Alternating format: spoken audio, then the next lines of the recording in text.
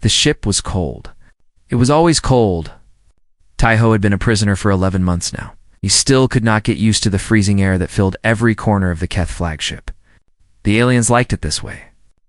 Their pale skin and strange eyes seemed made for darkness and cold. Humans were not. Taiho was one of 37 humans captured when the research vessel Hannah was attacked near the outer rim. He remembered that day clearly. The alarms screaming, the lights going red, the Keth soldiers breaking through the hull like ghosts made of ice. They killed 12 crew members in the first 5 minutes. The rest were taken as prisoners. The Keth did not think much of humans.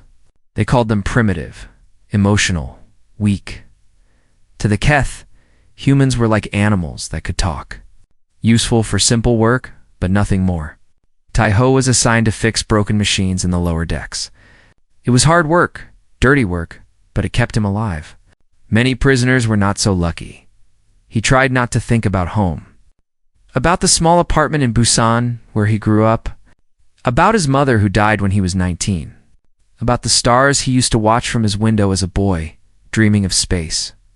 Now he was in space, surrounded by stars, and all he wanted was to go back to that tiny room on Earth.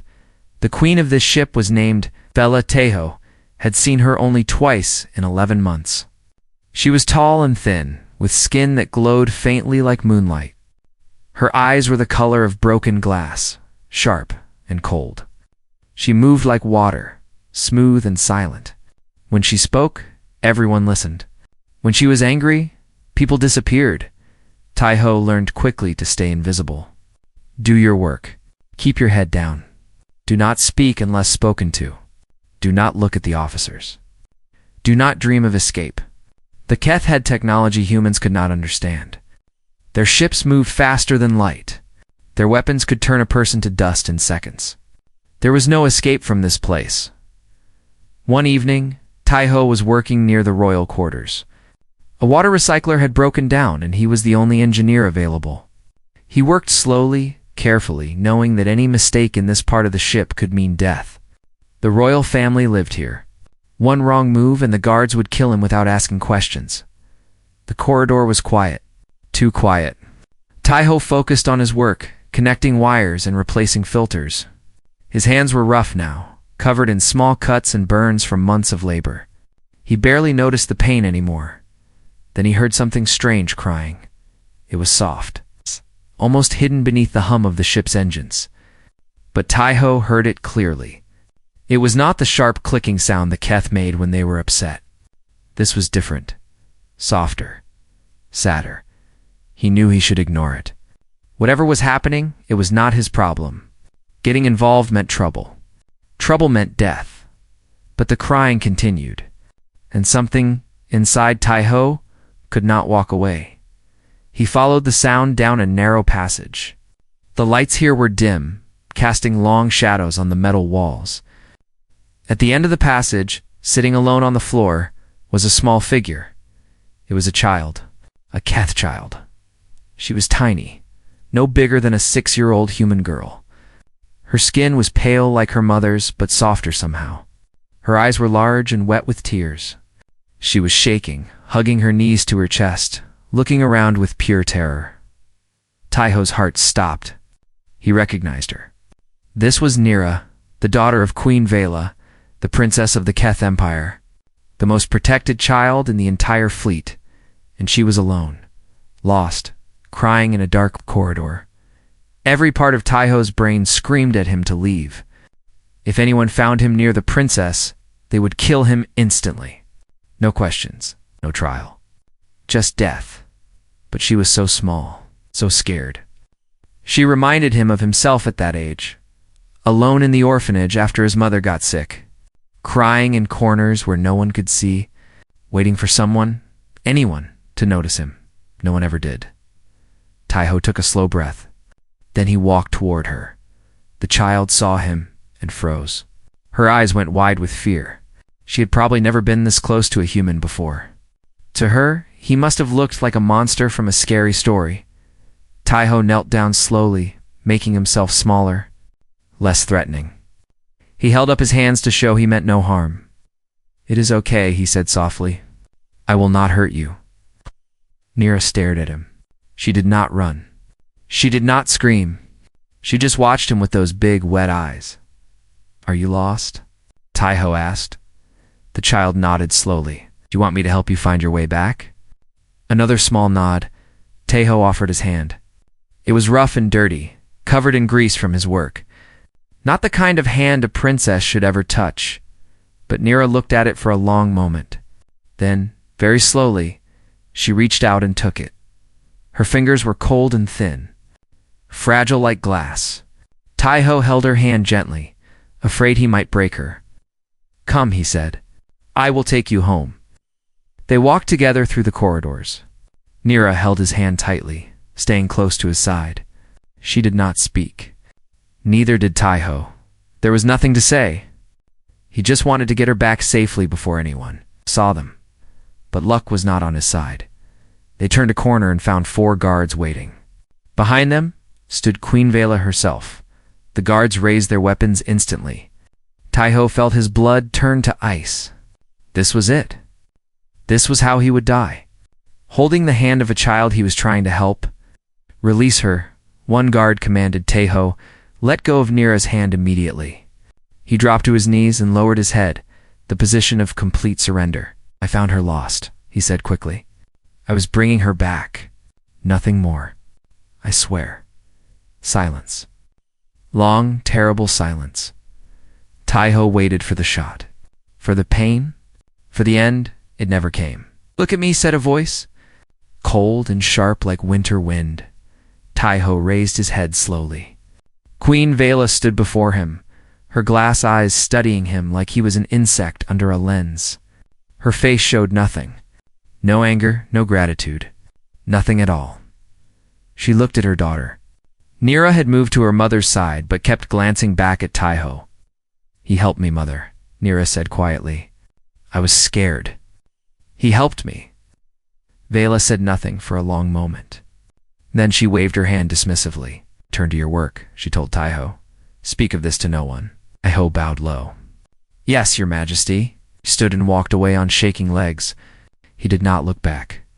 He did not breathe properly until he was 3 corridors away. That night, lying on his thin mattress in the prisoner quarters, Taiho stared at the ceiling and wondered why he was still alive.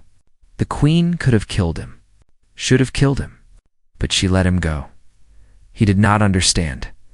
What he also did not know was that Nira lay awake in her royal chambers that same night, thinking about the strange human with the gentle voice and rough hands. She whispered his name into the darkness before falling asleep. Taiho. She would not forget him. 3 days after that night, Taiho noticed something strange. He was fixing a broken heating unit on the middle deck when he felt eyes watching him.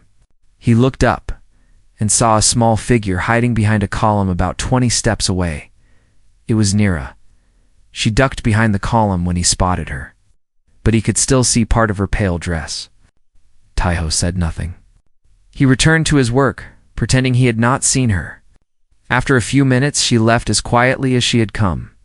The next day, she appeared again. This time she was closer. 15 steps away. Again, Taiho pretended not to notice. Again, she watched him work for nearly an hour before disappearing. On the 3rd day, she stood only 10 steps away. Taiho could hear her breathing. You can come closer, he said without looking up. I do not bite. There was a long pause. Then soft footsteps. When Taiho raised his head, Nira was standing right beside him, her large eyes full of curiosity. What are you doing? She asked. Her voice was high and clear like a small bell. Oh. Fixing this machine. It controls the heat in this section. Why is it broken? Everything breaks eventually. My job is to make it work again. Nira watched his hands move, connecting wires and tightening bolts. She seemed fascinated by the simple motions. Do all humans know how to fix things? Taiho smiled slightly. Not all. But many of us like to build and repair. We are curious creatures. Nira tilted her head. Curious? What does that mean? It means we want to know things. How stuff works. Why the stars shine? What is beyond the next hill? Humans always want to learn more. The child considered this for a moment. My tutors say humans are primitive, that you think with your hearts instead of your minds. Maybe we do, Taiho said, but I do not think that is a bad thing. Nira did not respond. She just watched him finish his work, then followed him silently to his next job. The guards saw her but did not interfere. Perhaps they had orders not to. Perhaps they simply did not know what to do. A princess following a human prisoner was something nobody had ever seen before. Over the following weeks, Nira appeared every day. She asked questions constantly. Why did humans have such strange colors on their skin? Why did they need so much sleep? Why did Taiho hum songs while he worked? Taiho answered every question patiently. He learned that Nira was lonely. Deeply, terribly lonely. Keth's children were raised with strict rules. No playing. No laughter. No friends. Nira had tutors who taught her politics and history. She had servants who dressed her and fed her. She had guards who followed her everywhere, but she had no one to talk to. No one who treated her like just a child instead of a princess. Her mother, Queen Vela, was always busy. War councils. Political meetings. Strategic planning. The Keth Empire was fighting battles on 3 different fronts, and the queen had no time for her daughter. Nira ate her meals alone. She studied alone. She went to sleep alone in a huge room full of expensive things and empty silence. Taiho understood that kind of loneliness. He grew up the same way. His father left before he was born. His mother worked 3 jobs just to keep food on the table. She was never home. And after she died, Taiho spent 4 years in an orphanage where nobody cared if he lived or disappeared. He learned to survive alone. But he never forgot how much it hurt, so he did something dangerous. He started teaching Nira things, simple things at first. He showed her how to fold paper into shapes: birds, boats, stars. The Keth did not have this art. Paper was for writing reports, not for play. But Nira loved it. She made dozens of paper birds and lined them up on her window like a tiny army. Then he taught her games. Counting games. Word games. Guessing games. Things human children played in schoolyards and living rooms. Nira laughed for the first time when she won a game against him. The sound was bright and surprising, and Taiho felt something warm spread through his chest. He taught her Korean words too. Simple ones. Hello, goodbye, friend, star, moon. Thank you. Nira repeated each word carefully, practicing until she got them right. She was a fast learner. Smarter than most human children her age. Why do humans have so many words for feelings? She asked one day. They were sitting by a large window that looked out into space. Stars burned in the endless blackness like scattered diamonds. "'Cause we have many feelings," Taiho said. "And we believe each one is important enough to have its own name." "The Keth do not think feelings are important," Nira said quietly. "My tutors say feelings make you weak, that a ruler must never let emotions control her decisions." Maybe that is true for rulers. "But you are also a child. Children should be allowed to feel things." Nira looked at him with her big glass eyes. "Do you think I am weak, Taiho?" "No," he said firmly. "I think you are very strong. You have been alone for so long, and you are still kind. That takes more strength than any battle." The child smiled. It was small and shy, but real. Taiho smiled back. Neither of them knew they were being watched. Queen Vela stood in a shadowed corridor, observing through a security screen. Her advisors had reported everything. The princess spending time with a human prisoner, learning his primitive games, speaking his ugly language. It was a scandal waiting to happen. "This must stop," said Admiral Kion, her chief military advisor. "The child is being corrupted. If word spreads that our princess prefers human company over her own kind, the political damage will be severe." "I agree," said Minister Tova, head of internal affairs. "The human should be removed, sent to the mining colonies, or simply disposed of. The child will forget him in time." Bela listened to their words. They made logical sense. Everything they said was correct. This situation was dangerous, inappropriate. and potentially embarrassing for the royal family. But she did not give the order, because she had also seen something else on those security recordings. She had seen her daughter laugh. She had seen Nira smile with genuine happiness for the first time in years. She had heard her child say words in a strange language, practicing them over and over with joy in her voice. Vela had given Nira everything. The finest rooms, the best education, the most expensive clothes, an army of servants to answer her every need, but she had never given her daughter a friend. This human, this primitive creature from a lesser species, had done what Vela could not. He had made her child happy. The queen dismissed her advisors without giving any orders.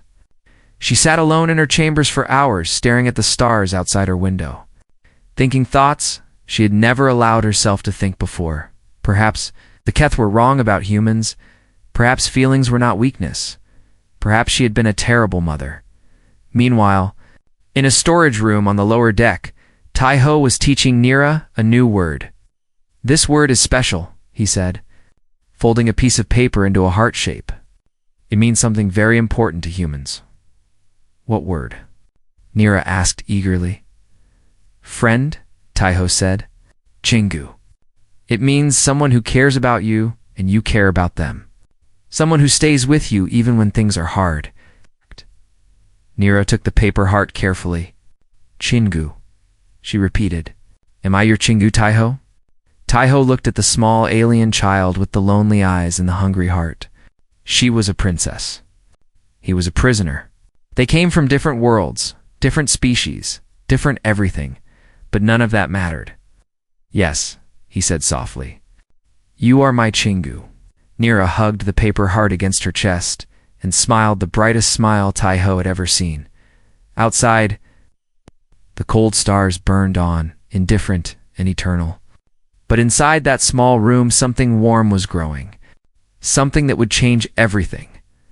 The news came on a cold morning. 3 months after Taiho first met Nira, a guard entered the prisoner quarters and read names from a list. 37 names. "Every human prisoner on the ship, including Taiho, prepare your belongings," the guard said in a flat voice. "You are being released. A transport ship will arrive in 6 hours." The room exploded with noise. Prisoners shouted, cried, hugged each other. After months of darkness and despair, they were finally going home. Some fell to their knees and thanked whatever gods they believed in. Others simply stood in shock, unable to believe it was real. Taiho stood still. He should have felt happy. He had dreamed of this moment every night for almost a year. Freedom, Earth, home. But all he could think about was a small girl with pale skin and lonely eyes. He learned the details. Later, from a guard who was unusually talkative, a human diplomat named Somi had been working for months to negotiate a prisoner exchange. She had offered territorial concessions, trade agreements, a full ceasefire on the Eastern Front. The Keth finally agreed. All human prisoners would be released and returned to coalition space. It was a victory, a miracle, the kind of story that would be told for generations. So why did Taiho feel like his heart was being torn in half? He went through the motions, packed his few belongings. A worn photograph of his mother, creased and faded from being held too many times. A small tool he had kept hidden, just in case he ever got a chance to escape. And the bracelet. The bracelet was made of thin wire twisted into a simple pattern. Nira had made it for him 3 weeks ago. Her first attempt at human crafts. It was rough and uneven, and one of the most precious things Taiho had ever owned. He slipped it onto his wrist and tried not to think about the goodbye he would have to say, but fate decided he would not have to say it at all. An officer came to his cell an hour later. "The Queen wishes to see you. Follow me." Taiho's stomach dropped. He followed the officer through the ship's winding corridors, past guards and workers who stared at him with cold eyes. Nobody told him why the Queen wanted to see him. Maybe she wanted to give him a warning. Maybe she wanted to punish him for getting close to her daughter. Maybe she had changed her mind about letting him go. The royal chambers were vast and beautiful, It's filled with strange art and glowing crystals. Queen Vela stood in the center of the room, her back straight, her face carved from ice. "You are leaving," she said. It was not a question. "Yes, Your Majesty. You will not return to this ship. You will not contact anyone here. You will forget everything you have seen and everyone you have met. Is that understood?" Taiho bowed his head. "Yes, Your Majesty." Vela was silent for a long moment. When she spoke again, her voice was different, softer, almost uncertain. "My daughter speaks of you often. Every day, in fact. She has never spoken of anyone this way. Not her tutors. Not her servants. Not even me." The queen paused. "I do not understand it." Taiho looked up carefully. "Your daughter is lonely, Your Majesty. She has everything she needs except the one thing that matters most, and what is that? Someone who sees her, not as a princess, not as a symbol, just as a child who needs to be loved." Vela's glass eyes flickered. For a brief moment, Taiho saw something behind the cold mask. Pain, guilt, regret. Then it was gone. "Go," she said sharply. "Before I change my mind." Taiho bowed once more and left. His legs felt heavy. Each step toward the docking bay felt like walking through deep water. He passed through security checkpoints, showed his release papers, received a small bag of personal items that had been taken when he was captured. The docking bay was crowded with prisoners and guards. A transport shuttle waited at the far end, its engines humming softly.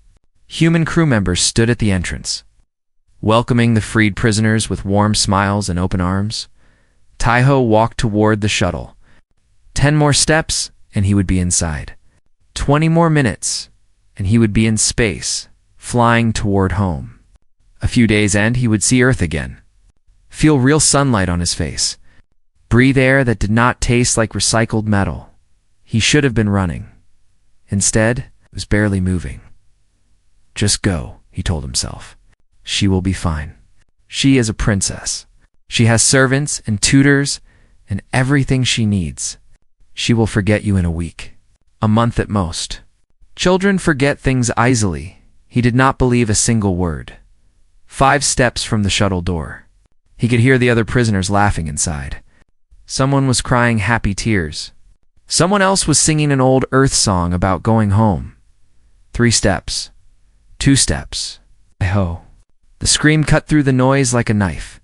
High and desperate and filled with more pain than any child should ever feel. Taiho spun around. Nira was running toward him. Her small feet slammed against the metal floor. Her pale dress flew behind her like wings. Tears streamed down her face, leaving wet trails on her cheeks. Guards shouted and reached for her, but she was too fast. She dodged between them like water flowing through rocks. "Taiho, no, do not go. Please."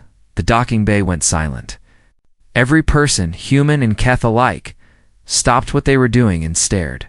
This was impossible. A royal princess chasing a human prisoner. Crying in public. Showing emotions that were forbidden by every rule of Keth society.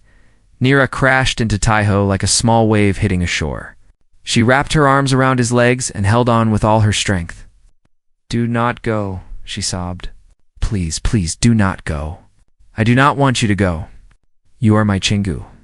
You cannot leave me. Please, Taiho, please." Taiho felt his heart shatter into 1,000 pieces. He knelt down slowly, bringing himself to her level. He took her small face in his rough hands and wiped her tears with his thumbs. "Nira," he said gently, "I have to go. My home is far away. My people are waiting for me. I do not care." She cried, "Stay here. Stay with me. I will tell Mother to let you stay. You can live in the palace. You can have your own room. You can." Nira. Taiho's voice broke. "Listen to me. I will never forget you. Never. You are the bravest, kindest person I have ever met. You changed my life. You made this dark place feel like home. And why are you leaving?" Her voice was barely a whisper now. "Because sometimes people who love each other have to be apart. It does not mean we stop caring. It does not mean we forget." Heavy footsteps approached. Queen Vela had arrived, flanked by guards and advisors. Her face was white with shock. She stared at her daughter, clinging to a human prisoner, crying in front of the entire crew. The political scandal. The public humiliation. The broken rules. 1,000 thoughts must have been racing through her mind. But when she looked at Nira's face, something changed. She saw her daughter. Not the princess. Not the heir. Just a small, heartbroken child who had finally found someone to love and was about to lose him. Vela had spent her whole life being strong, being cold, being a queen. But in that moment, she remembered what it felt like to be a mother. "Stop the shuttle," she said quietly. The advisors gasped. "Your Majesty," I said, "stop the shuttle." Her voice was ice and fire. Now, the engines powered down. The prisoners inside murmured in confusion. The guards froze in place. Queen Vela walked slowly toward her daughter and the human who held her. She knelt down, ruining her royal dress on the dirty floor, and placed a hand on Nira's back. "Do not cry," she said softly. "We will find another way." Nira looked up at her mother with red, swollen eyes. "Really?" Vela looked at Taiho. For the first time, there was no coldness in her gaze, only exhaustion, and something that might have been respect. "We need to talk," she said. The transport shuttle remained grounded. The human prisoners waited inside, confused and worried. The other humans were released on time, but Taiho was taken to a private holding chamber near the royal quarters. Nobody told him what was happening. Nobody told him if he would ever leave. He sat alone in a small room with silver walls and no windows. The door was locked, but not guarded. He had water, food, and a bed. Better treatment than the prisoner quarters, but still a cage. Hours passed. Taiho tried to sleep but could not. Every time he closed his eyes, he saw Nira's face. The tears, the desperate grip of her small hands. The broken sound of her voice begging him to stay. He had done something terrible. Not by loving her, but by letting her love him. He should have kept his distance. Should have ignored her that first night in the corridor. Should have been cold and silent like every other prisoner, but he could not. He saw a lonely child and his heart refused to walk away. Now everything was ruined. The release was suspended. The ceasefire might collapse. And Nira, sweet little Nira, was probably being punished for her public display of emotion. This was his fault. All of it. The door opened suddenly. Taiho jumped to his feet, expecting guards or officers. It was Queen Vela. Alone, she stepped inside, and the door closed behind her. For a long moment, she just stood there looking at him with those strange glass eyes. Her face showed nothing, but her posture was different. Less rigid. Almost tired. "Sit," she said. It was not a command. More like a request. Taiho sat on the edge of the bed. Vela remained standing, her arms folded across her chest. "My advisors want you dead," she said calmly. "They say you have corrupted my daughter, poisoned her mind with human weakness. They want me to execute you publicly to restore order and send a message to the other prisoners." Taiho said nothing. What could he say? "My military commanders want to cancel the release agreement. They say this incident proves humans cannot be trusted, that you manipulated a child to create chaos. They want to return all prisoners to labor duty and break off negotiations with your coalition." Still, Taiho remained silent. His hands were steady, but his heart was pounding. Vela took a slow breath. "Do you know what I want?" "No, Your Majesty, neither do I." She laughed softly, but there was no humor in it. Just exhaustion. "I have ruled this empire for 23 years. I have made thousands of decisions. Life and death. War and peace. I have never hesitated. Never doubted. But now," she shook her head, "a human and a child have broken something inside me, and I do not know how to fix it." She walked to the wall and pressed her hand against the cold metal. "My people believe emotions are weakness. We train our children to suppress feelings from birth. Logic, above all. Duty above all. I was raised this way. I raised my daughter this way." Her voice dropped. I thought I was protecting her. From what? Taiho asked quietly. From pain. From loss. From the things that destroy softer species. Vela turned to face him. I watched my own mother die when I was young. I felt that pain. It nearly killed me. I swore I would never let my daughter feel such things. So I kept her at a distance. Taught her to be strong. To be cold, you taught her to be alone. Vela flinched as if he had struck her. Yes, I did. Silence filled the room. Taiho watched the queen struggle with emotions she had spent her whole life denying. It was strange to see this powerful ruler, this conqueror of worlds, fighting a battle inside her own heart. She said something to me tonight, Vela continued, after I brought her back to her chambers. She was still crying. I tried to comfort her, but I did not know how. I have never comforted anyone. She paused. She looked at me and said, "He taught me things you never did. He saw me when you never did. He is more my family than you have ever been." Taiho closed his eyes. He could imagine Nira saying those words, could feel the pain they must have caused. Was she right? Vela asked. Am I truly such a terrible mother? It was a dangerous question. Taiho knew the safe answer was to say no, to comfort the queen, to protect himself, but he had never been good at lying. You are not terrible, he said carefully, but you are incomplete. You gave Nira everything except yourself. Children do not need palaces and servants. They need presence, attention, love. Those things cannot be scheduled or delegated. You speak boldly for a prisoner. You ask for the truth. I will not insult you with lies. Another long silence.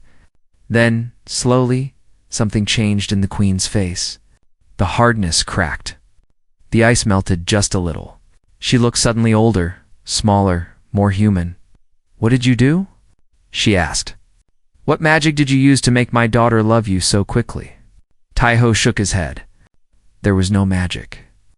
I just treated her like a person. Listened when she talked. Answered her questions. Showed her small joys that cost nothing but time. Any parent can do these things? Any parent, Vela repeated softly. But I never did. She stood there for a long time, lost in thought. Taiho waited. He had no power here. No influence. His fate rested entirely in her hands.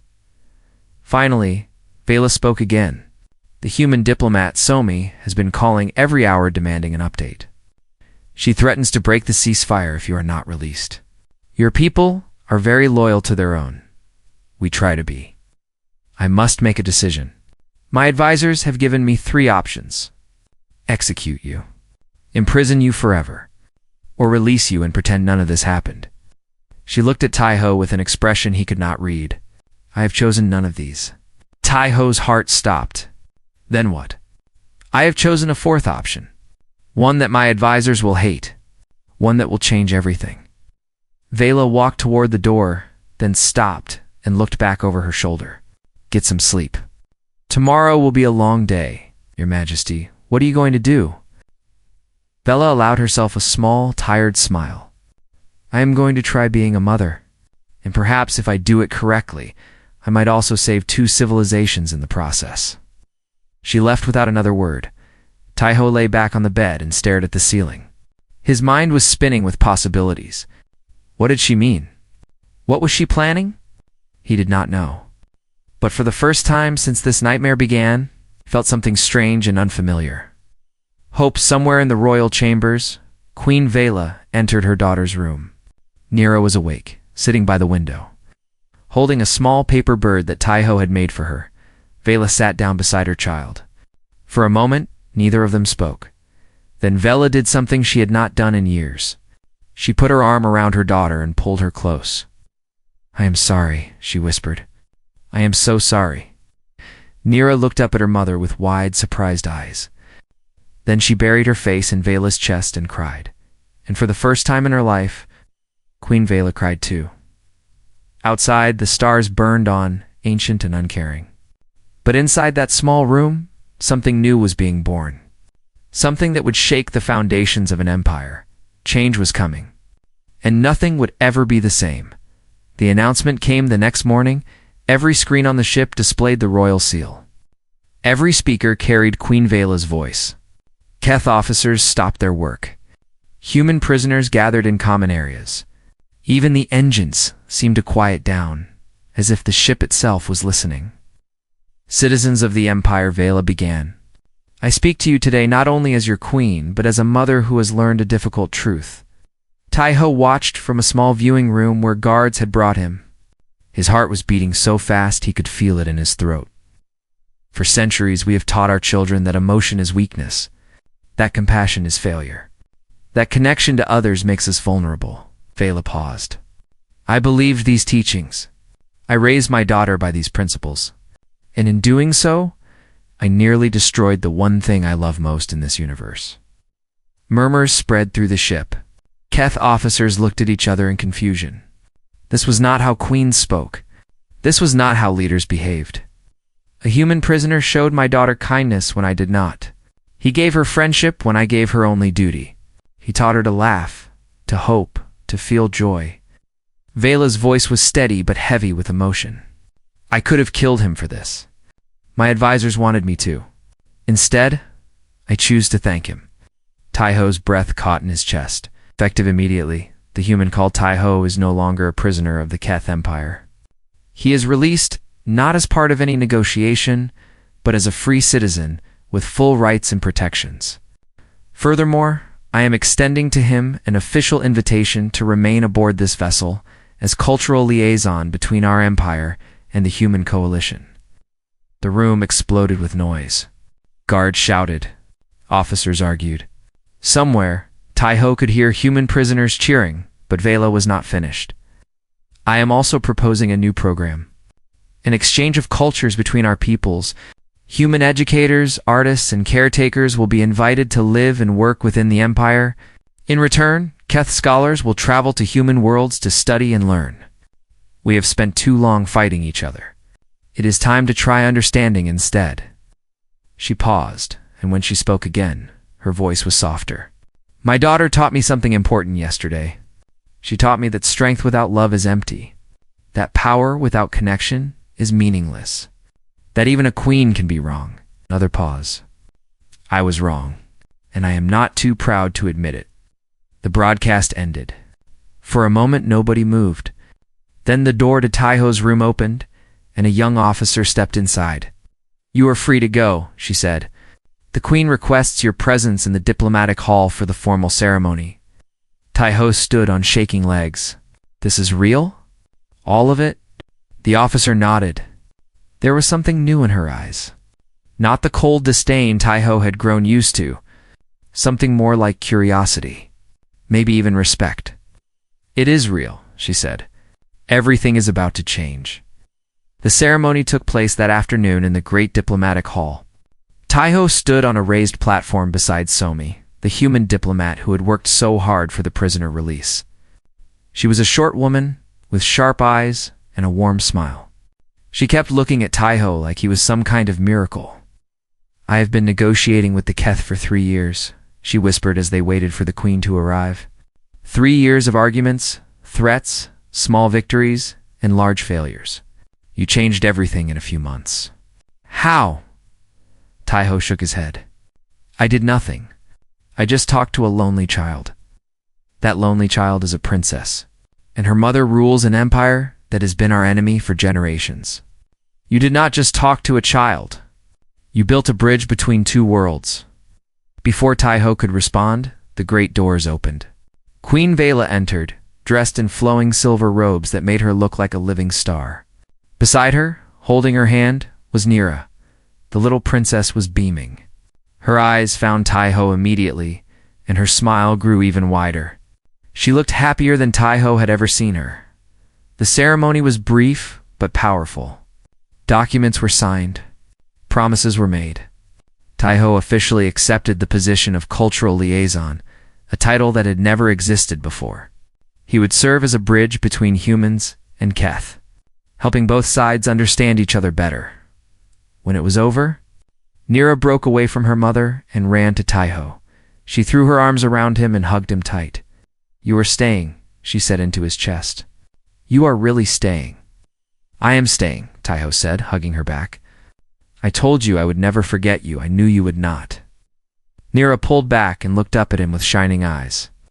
"I made Mother promise. I told her if she let you go, I would never speak to her again." "That was very brave of you. I learned it from you." Nira took his hand. "Come, I want to show you your new room. It is near mine. We can watch the stars together every night." She pulled him toward the exit, talking excitedly about all the things they would do together. Taiho let himself be led, feeling lighter than he had in years. Later that evening, after the celebrations had ended, Taiho sat alone in his new quarters. The room was larger than any place he had ever lived. It had windows that looked out into space, comfortable furniture, and a private bathroom with actual hot water. But the best part was the small table by the window. On it sat a paper bird that Nira had placed there earlier. Beside it was a note written in her careful, childish handwriting. "Welcome home, Chingu." Taiho's communicator buzzed. A message from Earth. He opened it and saw a familiar name. Ji Wu, his old colleague from the Hana Taiho, had thought he was dead. Everyone had thought he was dead, but the message proved otherwise. "Heard the news. You got captured by aliens and somehow ended up becoming an ambassador. Only you could pull something like this. I am at a recovery facility on Earth. Doctors say I will be walking again in a few months. Come visit when you can. Drinks are on me. And bring some of those alien snacks if they have any." "Always wanted to try space food," Taiho smiled. He typed a quick response, promising to visit soon, then set the communicator aside. There was a knock at his door.